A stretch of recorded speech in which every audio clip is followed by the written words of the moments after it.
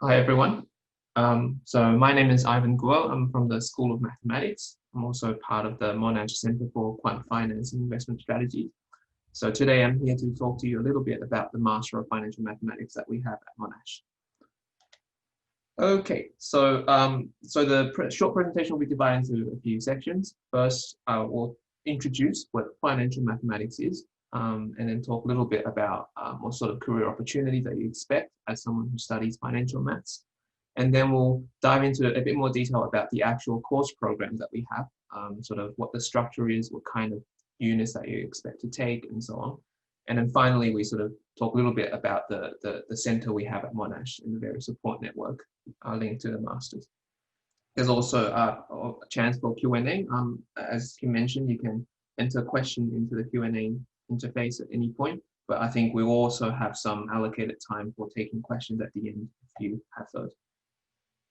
Okay, so financial mathematics, as the name implies, it is the study of mathematics that is used to model various financial concepts and objects. Originally, sort of the field or the idea came about sort of in the late 1900s, around 1970. There were sort of various ideas floating around before then as well, but it wasn't really a sort of a mainstream field. And it really came about because there was a need in the, I guess, the physical world or the financial market to have technical expertise to explain various phenomena that they observe in order to make informed decisions for people. So I guess the most famous or the canonical example that we give is that in the 70s, sort of it got kickstarted somewhat by the Black-Scholes-Merton option pricing theory. So essentially, sort of a bunch of people came together and came up with this mathematical model to address how to price various contracts in the financial market. And that became very famous. So these guys actually won a Nobel Prize for it. And then slowly over time, the field became more and more developed and there was sort of more and more study in this field. But in terms of an area of science, I guess it's still fairly young compared to many other areas we've been around for perhaps centuries. Okay, so in terms of what sort of events that financial mathematics will be studying in terms of linking it to the physical world, the financial markets in the world have ups and downs over the years. You know, there are several major events. I guess the most recent one that most people remember will be the 2008 global financial crisis. That's very well documented and publicized. And then also in sort of this year, even there were sort of various minor crises where we saw, for instance, there was a very sharp drop in various world global indices due to the sort of the COVID-19 outbreak earlier in around February. And then we saw a very quick bounce back because the various leading world governments promising sort of support packages in order to rejuvenate the economy. But nevertheless, we saw a sort of exceptional level of volatility in the financial markets. So, you know, here are just sort of two plots, one of which will be sort of representing a financial instrument over a very long period, whereas the blue line represents essentially an indicator of the volatility, or in other words, how sort of volatile, how risky the market indices have been. And essentially, there's a very real need for us to be able to sensibly and accurately forecast and make conclusive statements about, you know, the behavior of these indices as well as other ones in order to help various, you know, industry participants to make informed decisions about their investments as well as other things. Okay, so in terms of the mathematical area, it's a little bit difficult to pinpoint because financial mathematics combines several different topics and fields in mathematics as well as computer science and so on. So one of the basic ones we want would be, I guess, I should actually want to talk about this one first, which is statistics and probability. So not surprisingly, there's a lot of randomness involved when you model uncertain future outcomes.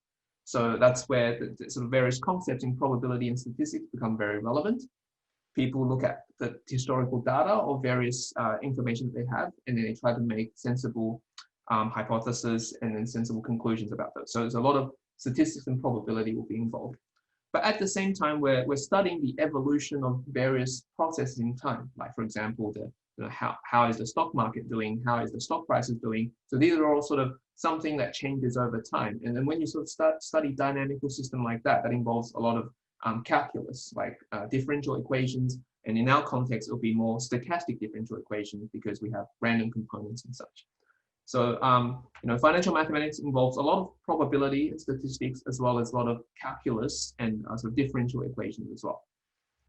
But then on the other hand, you also have various computational tools that are very important, because on the one hand, we develop theories to model what happens. We also would like to produce practical algorithms that people can implement into their computer codes in order to perform various calculation functions. And that involves a lot of sort of numerical computations in terms of, for example, the simulation of, generating possible future outcomes, as well as, computing various quantities, using computer codes like solving equations, solving differential equations, optimization. For example, you want to maximize some quantity. If you're I guess a portfolio manager, you might want to know how you should best invest the assets in the assets that you have access to. And the way you do that is essentially some sort of very complicated optimization problem. So yeah, so it also involves aspects of numerical methods in terms of computational mathematics, as well as maybe even a bit of computer science. So so financial mathematics involves all these different areas. It doesn't mean that everyone necessarily have to be an expert at every one of those, but just to point out that it's sort of, in order to fully understand something, you essentially generally need expertise from various places, and it's good to have experts and sort of combine their little bits, and in order to actually have, a good team of people working on problems in financial mathematics.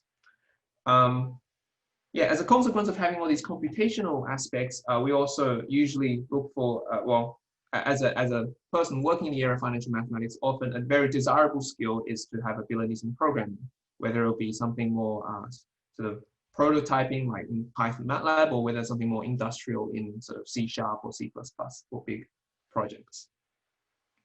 And of course, as any other field of study, a very important aspect is to sort of be able to communicate your results and your findings to the wider audience. And of course, that's part of it, especially for something very technical like financial mathematics, because as a person in this area, if you end up working, as part of a team in a big bank or similar, you'll be talking to a lot of people who perhaps don't share the same expertise. So it's very important for you to not only understand, but also to be able to explain it in a way to help other people to understand various results that you find. Okay, in terms of actual career opportunities, if you have a background in financial mathematics and you intend to work in the industry, the typical type of, I guess, companies and firms that you'll be looking at will be things like trading firms, banks, investment banks. These could be in a variety of markets. They could be trading on stocks. I mean, it depends also how much you already know about financial markets, but there's a lot of different kinds of financial markets that trade from various obvious things like stock prices and perhaps commodities, like people trade gold and oil, to sort of more abstract concepts that people trade volatility and people trade various indices and more exotic products. So there's a whole range of companies that deal with different sides of these financial markets, and all of them generally look for people with technical quantitative expertise in this area. One could also work for other firms like the government. They actually employ people in the Reserve Bank as well as other places to make informed decisions about monetary policies of how to stimulate the economy as a whole. Other than that, there are also technical companies that provide computing solutions to various financial firms. For example, financial firms might use computer packages that perform certain calculations for them. And then there are various companies that produces those computer packages who would require expertise in financial mathematics as well. So those are some of the examples. And of course, you can also sort of link these sort of expertise to other fields such as consulting, as well as academic research as well. Okay, so moving forward, so onto the structure of the course that we have at Monash. So the entire course for us is actually 2 years in duration. Of course, there's depending on your background, you might be entering at different points, so it might be less than 2 years, but so in principle, it's a 2 years full-time course. So the course, the entire course is can be divided into 3 parts, parts A, B, and C. So part A will be the first semester or the first 6 months of the 2 years. Part B will be 1 year, and part C will be the final 6 months. Now, to explain a little bit what the different parts are, part A essentially consists of sort of basic foundational knowledge that we try to build you upon before sort of entering the part B. So generally, if you're for a student in part A, they'll be doing subjects which are sort of more or less equivalent to sort of third-year level mathematics, financial mathematics, and also probability and statistics. So sort of they'll be doing third-year level mathematics unit, roughly speaking. Part B will be the specialist part of our course, which will be learning very specialized technical, I guess, theory and knowledge and skills regarding to do with financial mathematics. So this is for a full year. So generally, these are subjects at the 5th year level, at the master's level that we have. Or if you're sort of an honors student, it's sort of sometimes it overlaps with some of the honors subjects as well. So this is a full year worth of material. And then finally, part C will be the professional development section. So in part C for us, we offer something sort of quite unique and special in the sense that for many students, they usually do part C as part of an internship project. So what that means is they'll have an industry placement with one of our partner institutions or perhaps an institution that they've applied at themselves and spend up to 12 weeks at that institution working on projects that's designed and tailored to them by those companies. And then as part of that, they perform various tasks, they work on projects, and then produce a final report and presentation based on their work. And then, and that will be our part C for those students. So I guess the very attractive part about part C is not only you're sort of still applying learning skills, you're also gaining that very valuable industry experience as part of your studies. And then having that industry experience is very important and very, very useful if you do intend to, of course, further your career in the industry, right? So sort of in some sense, it kickstarts that because it's part of your study, you've also gained industry experience. For some students who are more intending to do perhaps higher levels of research, for part C, you also have the option of taking an academic research project instead of an industry internship. So instead of working at a company, you'll be spending the 12 weeks working with an academic on a sort of a smaller research project. And then with the aim of eventually perhaps going on to do a PhD or perhaps some other further research. Okay, so in each part, so just review, I guess, very quickly. In part A, we have 1 semester worth of, roughly speaking, third-year units. For part B is 1 full year, so that's 2 semester worth of level 5 units. And then part C, typically for most students, consists of an industry internship. Okay, so there's some details regarding, how many compulsory, how many elective subjects, and so on. But at this point, so this is sort of how you should view this. In terms of entry points, if you're a student coming from a background where perhaps say you study physics or engineering, computer science, you've done some maths in the past and maybe some probability and statistics, but not at the sort of the 3rd year level. So you don't have a maths major, but you have a science degree of some kind, for example. Then you'll be eligible to enter from the beginning at part 1.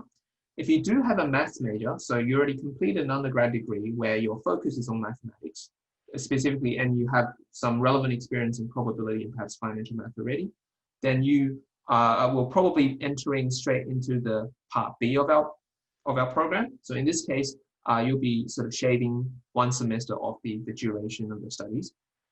And then in very sort of selected cases, if you say happen to complete an honors degree beforehand, already with a relevant project in financial mathematics, you can further cut that down to simply a 1-year duration master's course, because you'll be using various parts of your honors to pay credits, whether in more units or whether you use your honors project as a replacement for part C. But for most students, you'll be entering at part A. Okay, so here is a little bit more information about the 3 different parts. So like I said, part A is more like orientation, the sort of introduction to various foundational knowledge. Usually this is a simple 1 semester. We do take intakes for both semesters. So there are students starting both in semester 1 in February, as well as semester 2 in July. Depending on which one you start, you will still be going through the parts A, B, and C, but the units you take might differ a little bit, especially in part A. Okay, so in part A, there are sort of 4 units that you have to take, which is 24 points. You'll be doing 2 compulsory units plus 2 electives. For part B, it's 1 year in total, and out of that, you'll be doing 8 units. So the updated course structure that we have starting next year will involve you doing 6 compulsory units and 2 electives. And then finally, part C is about the professional applied practice, which involves being engaged in some sort of internship, industry internship or research project. There is a variation in whether to take a major internship, which involves the whole 12 weeks, or a minor one. For some students, perhaps they prefer to do a smaller project, but in exchange to take a couple of additional professional units, perhaps in sort of a related area in sort of finance, econometrics, or even sort of data science and IT. Okay, so that's overall the course structure. So before I talk about the other things, so one of the questions is, well, from many prospective students, is sort of how much math do I need to know to get into this? We do require strongly recommend you to have done some maths as part of your undergrad degree. It does not have to be a focus, but you should sort of have some knowledge in sort of a basic calculus and algebra, as well as probably in statistics in the first and second year level. Of course, the more you do in that, the easier it will be for you.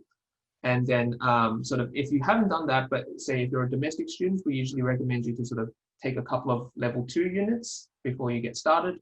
And there's also various pathways that's available across the country that sort of also feeds into our program.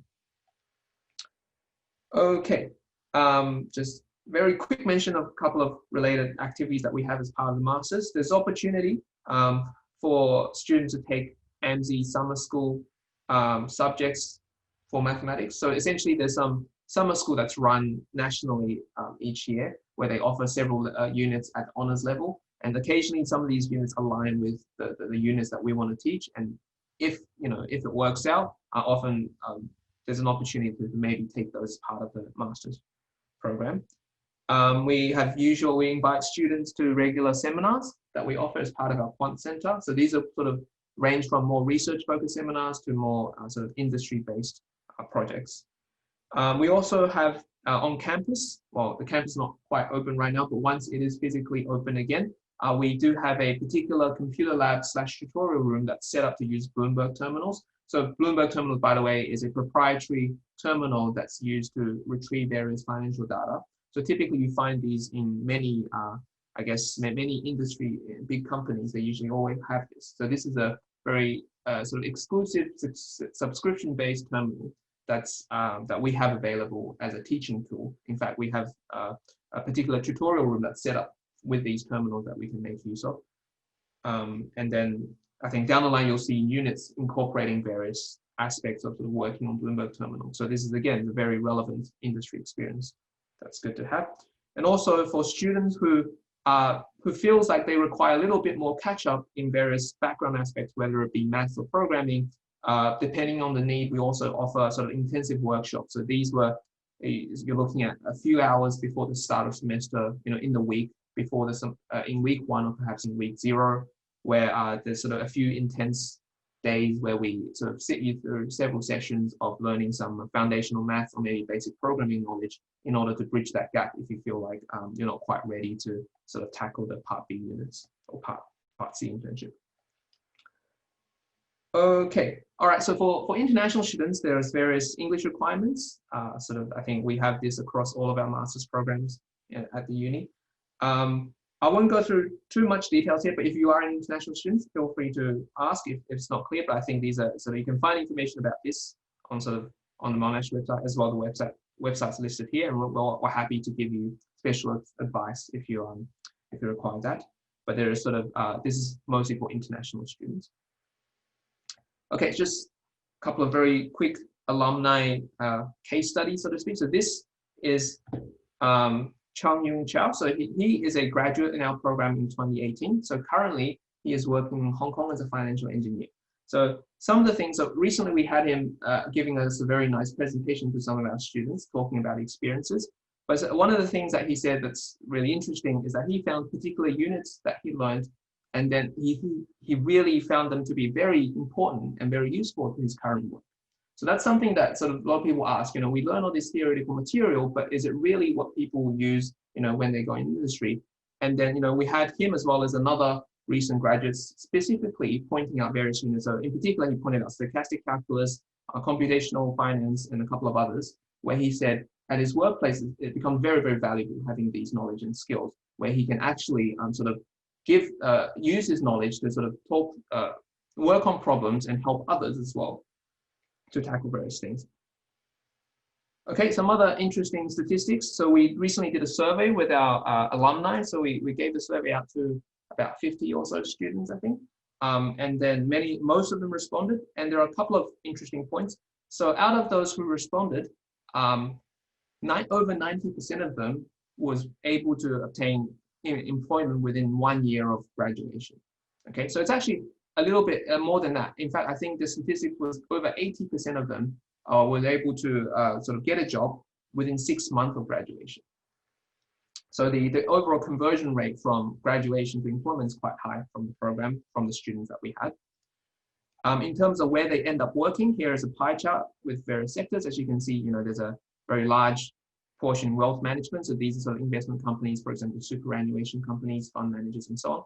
And there's also various technical, so these are sort of more computer science-based companies who works on various startups or technology, pieces of technology that's using finance. And there's also people working consulting, as well as people who go on and do further research. And then we have students, many students working in Melbourne after they graduate, and also students going overseas to Hong Kong, China, as well as even domestically to Sydney. Okay, quick mention, we also have various partnerships as part of our program. For example, we have a partnership with the GART, so this stands for Global Association of Risk Professionals. So they have a particular program, the FRM program, which stands for Financial Risk Managers. So essentially, you can see it as a type of qualification, that a professional qualification that you can attain in order to sort of boost your sort of employability. And then as part of our program, each year we offer a number of scholarships in terms of sort of the entrance into taking these courses and exams. So usually, in order to obtain such a qualification, you have to pass a number of exams, and that also involves you to study various material beforehand. As part of this partnership, we recognize that various of our courses directly feed into the material that's relevant to their exam. And also each year we have a number of places who will get essentially free entry into into these exam qualifications. Okay, very, very quickly, for the last 5 minutes, I just want to talk about the Monash Center for Quant Finance Investment Strategy. So this is a research center within the School of Mathematics. So there's a group of people who sort of focus or specialize in the area of financial mathematics. We have people sort of focus on probability and statistics, as well as people focusing on sort of more computational mathematics and so on. We do research in various areas, including sort of risk management, sort of option pricing, sort of data analysis, as well as other things like we're looking into machine learning as well as fintech. In terms of how this impact the masters, is that sort of a lot of these staff members as researchers who have active involvements and engagement with industry and with sort of cutting edge knowledge of the field will be directly teaching various courses in the masters. You also get to an opportunity to speak to various sort of PhD and research students who are also recently graduate of the master's program, so they can sort of give you insights to how that transition goes as well. Okay, so I don't think I'll spend too much time talking about the various other topics, but we do have a very active research group within the school on this area. Okay, so finally, our research center is partnered with many organizations in finance. That includes sort of local organizations like NAB, Perennial, as well as international organizations such as BNP Paribas, which is a sort of a French bank. So now, as part of these partnerships, there offers various obvious opportunities to our students in the master's program. For instance, many of our students, as part of their Part C program, managed to sort of obtain internship positions at various sort of industry partners. So that's very good for us as well. Okay, so that concludes my part of the presentation. If you have any questions, we have, like I said, there's an opportunity to ask them at the end. But for now, I'll pass it to Jerome, who will be talking to you a little bit about the Master of Mathematics. Thanks to everybody for participating in this event. We usually like to meet in person. We used to do these kind of things in person for honors at least. Unfortunately, circumstances are such that we need to revert to something which is a little bit less ideal, but hopefully I'll be able to give you a good overview of the degree. And again, if you have any questions, I'll be more than available at the end. Okay, so the Master of Mathematics, you will see a number of elements that are similar to what Ivan described, but there are also some very clear differences, and I will try to highlight that as I go. So what we have in the Master of Mathematics is a broad set of objectives. We focus on mathematics, but all kinds of mathematics, and I'll get to that a little bit later in the presentation. So the idea is to get some exposure to some mathematics. You usually pick one or two broad areas that you want to focus on. And this is really the opportunity to develop independence and compared to what you might be used to in classical undergrad degrees, and develop also critical thinking. So the idea is that by the end of the master, you should not just be a student of mathematics, but start getting some pretty clear ideas of what mathematics can be used for, what real mathematics, like modern mathematics, is about. And you should be able to develop your own questions and your own understanding beyond what we present to you in the degree. And why, I mean, the pitch for choosing mathematics is both very simple and very complicated. Complicated because I cannot give you one or two main areas of applications, because there are so many, we cannot really pinpoint. I mean, we have at the moment about 10 students in various stages of the degree, and almost 10 different orientations in their studies. So it's difficult to pinpoint exactly one particular field. But the thing is that mathematics are really everywhere, and they are the language of science. So if you want to go further into science, advanced mathematics can be useful. Even if you don't continue in mathematics, it can be quite useful. And I have a number of students who are interested in more, in maybe applied sciences, data sciences, but they wanted to go into the master because they wanted to have a very good understanding of the foundations of the science before they go into more specifics in the application they're interested in. Okay, so the main elements or the main selling points in the sense of the Master of Mathematics, and the main one is the flexibility. We have a very open choice of units, and to some extent that choice is free. In the sense that you need, of course, to have a little bit of backgrounds. If you want to go into combinatorics and you haven't done any kind of group theory, it's a bit difficult, not totally impossible, but it's a little bit more challenging, of course. But keeping that in mind, the choice of units and the way you design the degree is rather free inside the whole offering of mathematics we have. And what we do is at the start of your degree, I always meet with my students to try and design with them the best possible choice, best choice of units, and to decide on the kind of degree they want their masters to be. We have we cover a large spectrum of mathematics in the school. I'll give you a little bit of an understanding or view of that later.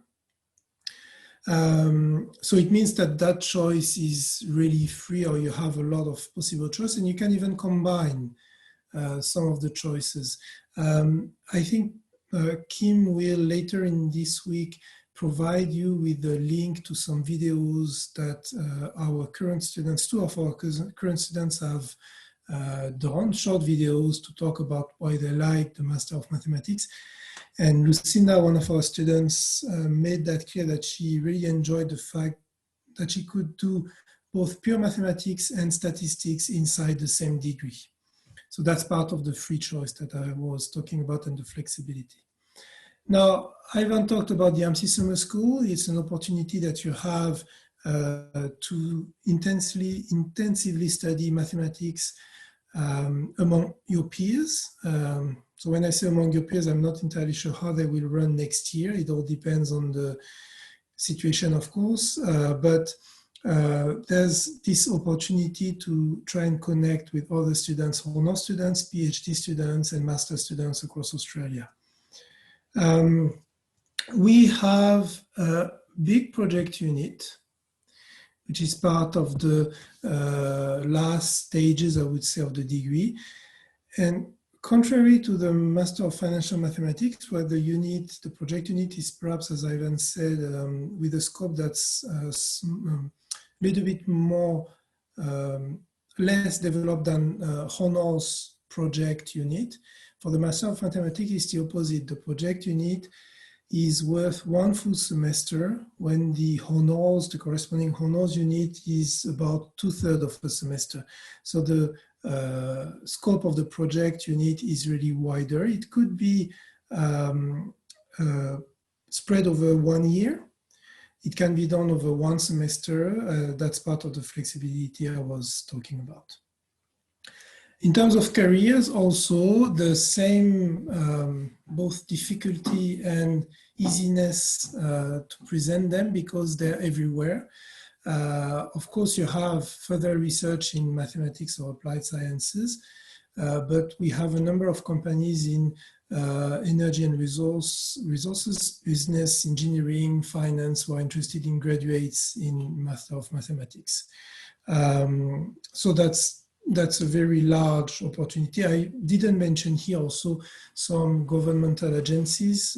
One of our students is actually currently working for the Department of Defense. So that's very broad options for this as potential careers after the degree. And one thing that I should also mention here that's part of the free choice, we have many students doing the Master of Mathematics part-time because they are actually working. I would say I think about half of the current cohort is doing part-time and they have a job on the side. When you see the 2 videos that Kim will give you in the coming week, both students are actually part-time and both students are working. Lucinda is working in a bank. And Jack is working in the Department of Defense. So and all of that, we've tried to make sure they wanted to come to know a little bit more about mathematics, the foundations, as I said, and we tried to manage the kind of offering that we could have and the organization of the degree to make sure that they could, with some help from their employers, they could actually continue working and doing the master part-time. This is a table that's very similar to one that Ivan presented, so I won't be going into much details on this one. But we have 3 entry levels depending on your background. Entry level 1 is essentially if you've done a minor in mathematics, which could be as part of an engineering degree, an IT degree. So you have essentially foundations in mathematics at year 2, and the main of the foundations that we want to see are linear algebra and calculus. So calculus and algebra at level 2 are the basic foundations we need. We don't need any specialty beyond that. If you have that level, then that's typically for you, the master will be 2 years full-time, 4 years part-time. The entry level 2 is if you have a bachelor with a major in mathematics. So you've done 3 years with a major in mathematics, could be a double major between mathematics and engineering or something else. Then in that case, you can have 1 semester of credit for the master. So the master becomes a 1.5 year degree for you. And finally, at level 3, if you've done honors in mathematics, you have 1 full year to complete the master. And essentially what you have here, the difference that you have here is part A, you do 4 units at level 3. So that's the added component compared to level 2 and level 3. That's the part A. It gives you the equivalent of a very short major in mathematics. With 4 units at level 3, you complete your background. Starting from your level 2 background, you complete to a level 3. You get essentially the same level as bachelor with a major in mathematics, and then you can go into the 1.5 year. And 1.5 year is made of parts B and C. The names of the parts do not really matter. What's important is that you have essentially 2 semesters worth of coursework. And as I mentioned previously, 1 semester, which is your project. Project could be an academic project, could be a research project, it could be an industrial project. It depends on the kind of supervisor that you find. It depends on your own interest. And at level 3, if you've done honors, you have essentially 1 semester of coursework which is credited to you. So you have to do 1 semester of coursework. These represent 4 units, so 4 level 5 units, and of course the same as before, 1 semester of project. But you shouldn't read that as I need to do all my coursework and then the project. Actually, this can be combined. You could spread your project over the year. You could continue doing units or coursework units when you do the project. That's part of the flexibility that I mentioned, and that's part of the initial discussion and the ongoing discussion that I have with the students throughout their degree to understand how to best adjust the studies. Okay, so now I want to talk a little bit about the breadth of mathematics that we cover in the school. And I will split that into 3 fields: pure mathematics, applied mathematics, and statistics. It's a standard splitting of mathematics, but it's not one that you should consider with strong, hard barriers. As I mentioned previously, some of our students take a little bit of pure mathematics, a little bit of applied mathematics, maybe some statistics. So it all depends on your objectives in your degree and the discussion that we have together when you start. So pure mathematics is you might see from the picture the study in shape and forms. It's really the foundations of the field. That's all the theory on which all mathematics is based. They're usually split in different subfields. So what you have here, the picture that I've put here is something related to knots. So that has links to graph theory, like this one, to combinatorics, like this one here. That picture here, that interesting picture, is actually a dynamical system. So this is studying the behavior of a dynamical system and some strange, sometimes chaotic behavior, which could be driven by differential equations, either ordinary or partial differential equations.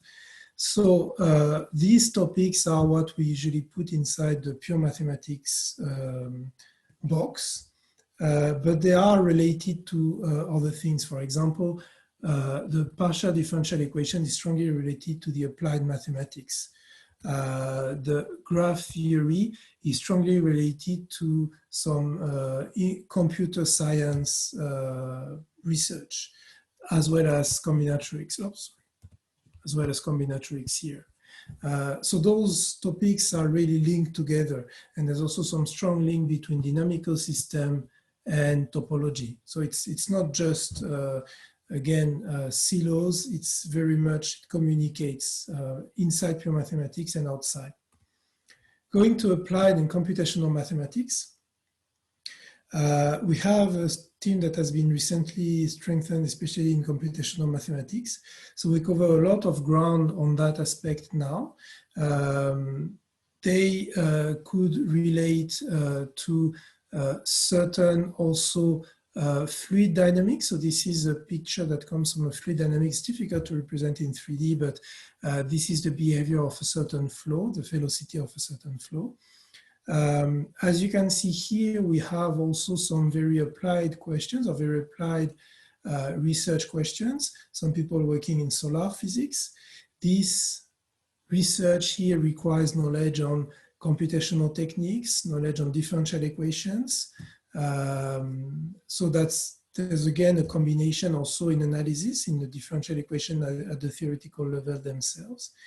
And we have also, if you look at this picture here, what is that? That's the, it's actually a port, and the illustration, this is supposed to illustrate research in optimization and operational research. It's the question of how you manage these containers, how you make sure that they are delivered in time, that they're delivered with the optimal choice of who gets first, who gets last, etc. This is a question related to optimization. And finally, here, looks a little bit like a brain to me, but it's not a brain. It's a kidney. I think it's a rat kidney. And we have some people working in mathematical biology, and it would be the question of how cells and organs develop and the mathematical models behind them that enable us to understand how maybe organs can develop well, develop with cancerous tumor, something like that. So all of that can be driven by mathematical models. Again, it's something where you have a mixture of PDEs, partial differential equations, computational questions, and modeling, finding the right model and the right mathematical tool to tackle the model. And the last topic that I want to cover is statistics. So you've heard a lot of statistics in Ivan's presentation. Students who come in the Master of Mathematics and go more towards statistics, and we have a number of them, are usually interested in the theory, more interested in developing the theory behind statistics rather than one particular application in finance. So that's a little bit the split between Master of Financial Mathematics or Master of Mathematics with the statistic orientation. If you want to understand statistics, the mathematical statistics and the concept behind them, with some application in finance, but also keeping in mind the development of the theory and applications in other fields, then typically that's the students we get in the Master of Mathematics. Of course, I haven't talked a lot about that, but statistics is the tool that you want to use to model everything that's uncertain. And just as another quick example, the person who develops this question around kidneys and mathematical models of kidneys also uses a lot of statistics in the kind of models that he uses, that he develops. So again, that's not a silo. Even if you have three fields here, researchers and students quite commonly pick in a variety of these three main fields to develop a degree or research for researcher or questions or degree for students that both make sense and gives them a broad understanding of a particular concept. So I guess that's it for me. I will stop here and leave some time for questions if you have any.